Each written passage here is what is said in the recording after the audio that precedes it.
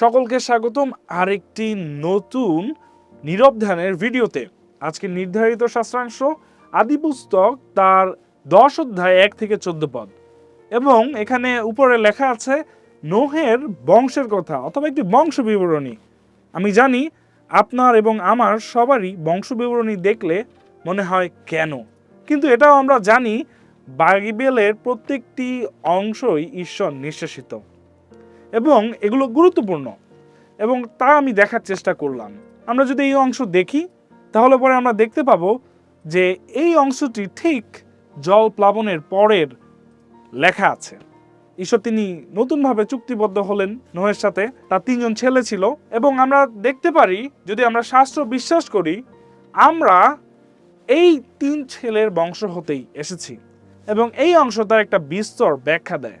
এর মাধ্যমে আমরা দেখতে পাই ঈশ্বর তার বাধ্যতার ফল হিসেবে কি দেন। ঈশ্বর, আমরা যদি আদি পুস্তকে যখন না পৃথিবী নিউ সৃষ্টি হলো তখন তাদেরকে যে আশীর্বাদ করেছিল তার মধ্যে আদি পুস্তক 1 অধ্যায় 28 পদ, পৃথিবীতে বংশ বৃদ্ধি করা এবং তাদের বংশে বহুবংশ হওয়ার যে আশীর্বাদ দিয়েছিলেন ঈশ্বর, তা তিনি এখানে নোহের বংশ দেন।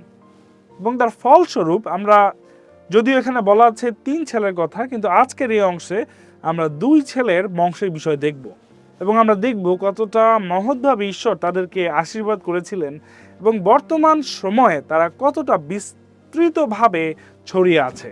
এবং আমরা যদি দেখি জেফতের সন্তান ছিলেন গোমর, মাগোগ, মাদয়, জবন, তুবল, মেশক ও তিরস। এবং আমরা যদি চিন্তা করি বাইবেলের স্কলারদের মতে বর্তমান পৃথিবীতে সে স্থানগুলো কোথায় ছিল যেখানে জেফতের সন্তানদের বংশধররা সেই সময় গিয়েছিল? ইউরোপ এবং কিছুটা তুরস্ক, ইরান এবং রাশিয়ার বিশেষ করে উত্তর অংশে। ইউরোপের মধ্যে উল্লেখযোগ্য দেশগুলো ছিল Romania, Bulgaria, Armenia, Cyprus, Spain, Greece এবং কিছুটা এশিয়ার অংশেও। আর হামের সন্তান কুশ, মিশর, পুট ও কনান। নাম শুনেই বোঝা যাচ্ছে বিভিন্ন জাতিগোষ্ঠীর, যেগুলো আরো অনেক বছর পরে ফর্ম হবে, সেগুলোর আদি পিতা অথবা শুরু হয়েছিল হামের ছেলেদের বংশের মধ্য দিয়ে। এবং হামের বংশধরেরা মূলত বর্তমান পৃথিবীর মানচিত্রে আফ্রিকার কিছু অংশ এবং মিডল ইস্টে তারা সেই সময় বিচরণ করছিল। যেমন আফ্রিকার মধ্যে ইথিওপিয়া, মিশর এবং মিডল ইস্টে লিবিয়া, লেবানন, ইসরায়েল এবং ইরাক।